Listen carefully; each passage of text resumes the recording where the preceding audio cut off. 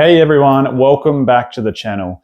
Well, as the title of this video suggests, history just seems to repeat itself repeatedly in this hobby, especially over the last 5 years. And that's what I'm going to go through in today's video, booster box prices and them repeating themselves, and just how easy it is to, I suppose, work out some trends and make yourself some money in this hobby when it comes to booster boxes.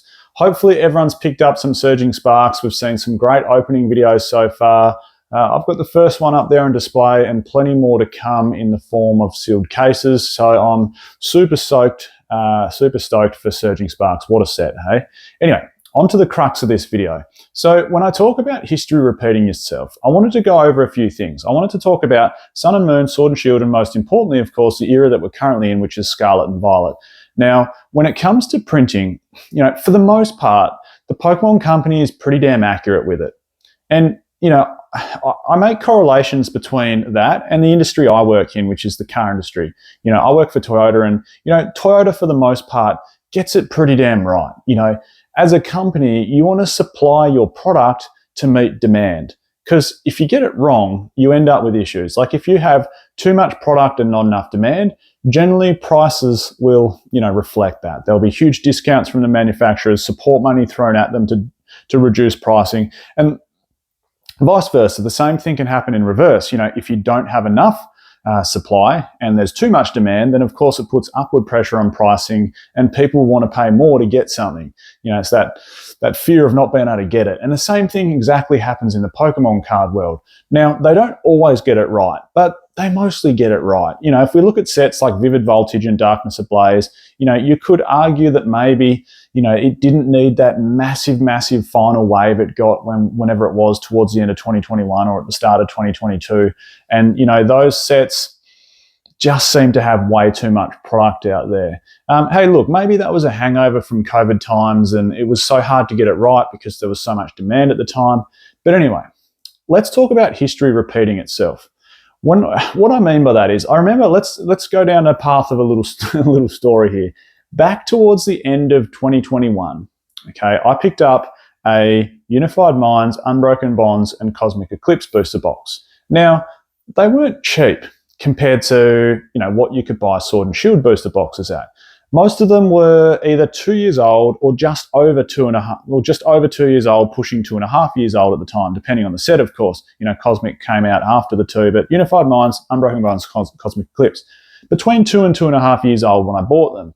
And at the time, I had to pay a touch over $200 to get these boxes. I think they're about $230 at the time, which worked out to about $350 to $370 Australian dollars, depending on the exchange rate. And I can remember thinking to myself, like, that's getting up there. Like, I can pretty much buy myself 2 Sword and Shield booster boxes for the same price. But you know what? Those boxes have performed so well for me. Cosmic Eclipse, Unified Minds, Unbroken Bonds, look at the booster box prices now. And what I mean by history repeating itself is, let's take a look where Sword and Shield is currently sitting. And you go, well, okay, they were really good Pokemon card sets. No one can deny that.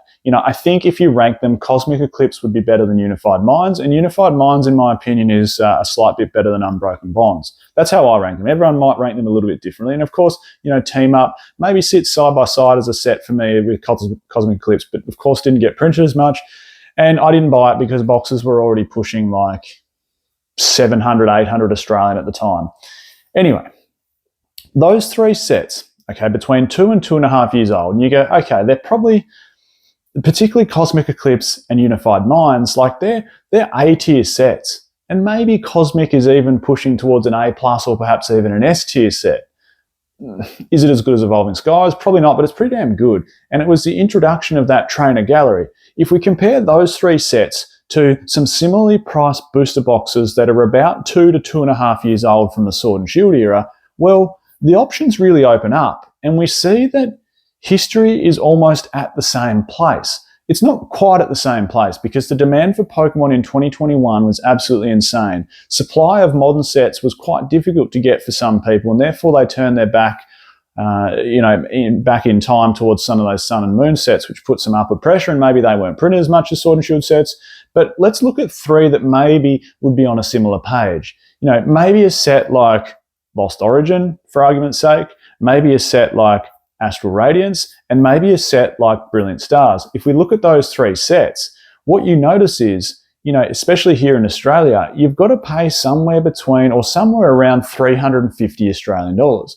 And that's the price I had to pay for the Sun and Moon sets when they're about 2 to 2.5 years old, which is, a touch over $200. Well, I think Lost Origins may be going for 210, 220. Anyway, somewhere around there. So if you look at those three sets and you compare them to the three sets that I bought back in 2021 when they were 2.5 to 3 years old, look at the prices that Unified Minds, Unbroken Bonds, and Cosmic Eclipse are at now. They're all over 1,000 Australian dollars. They're all up around 6 to 800 US dollars.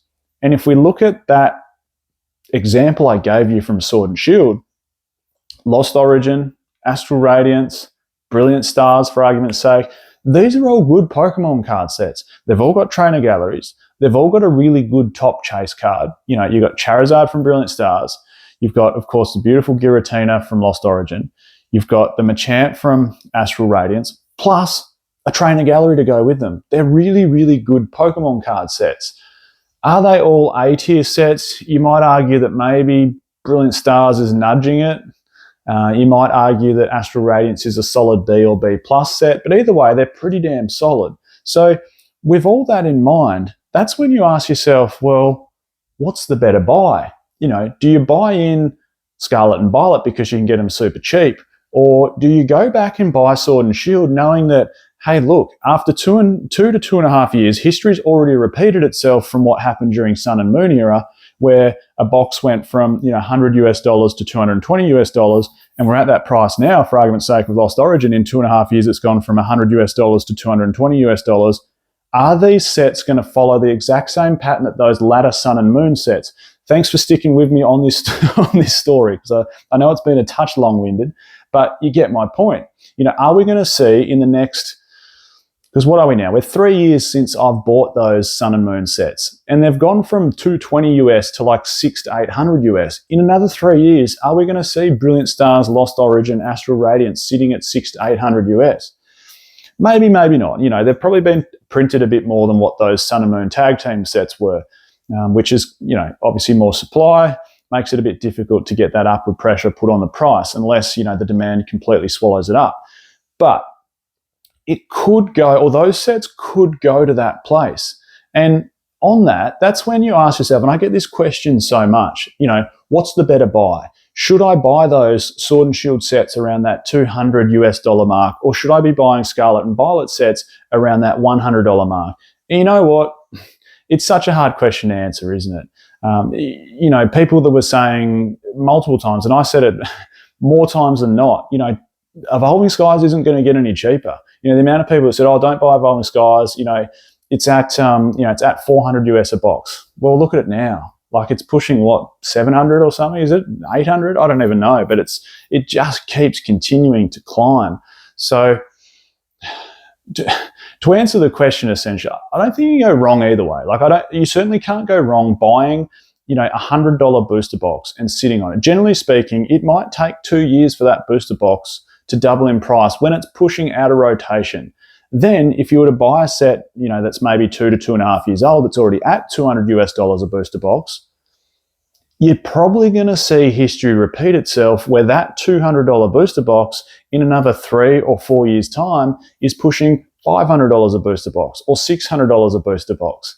It's insane how history just repeats itself. Think about it on the grand scheme of things, on a bigger scale. Not one Pokemon card booster box is ever worth less. I mean, look at Emerging Powers from Black and White era. That has to be one of the, if not the worst Pokemon card set. Like, it is better, it's worse than Steam Siege. Steam Siege is better than it. And Guardians Rising from Sun and Moon is better than it. Look at the box prices. I think last time I checked, it's like $1,800 US a box. And it's like there are no chase cards, like nothing. I think the top chase is like $7. It's just insane. Anyway, to wrap up the video, I wanted to give a shout out to Shiny. That is the sponsor of today's video. I'll leave a link in the description to this video. It is a great app there are a couple new features I wanted to show you. If you don't have the app, please download it. If you do have the app, please update it, because now, so this is a one-stop shop where you can, add in all your sealed products or your single products from other TCGs, but obviously we're focusing on Pokemon here. There's a new filter in the search tab. That's why you should update it if you've already got it. Filter is now you can filter by set, and we'll see, the top or newest set down to the oldest set. When you're inside the set, you can also filter by price low to high, so you can see what is the top chase card inside a set. You can add it all, track it, see, it'll give you percentage gains for singles and sealed. And ultimately, you can track your total collection inside there. Like I said, I'll leave a link in the description. That pretty much sums up this video. I'm Michael. This is PokeYards. I'll catch everyone next time.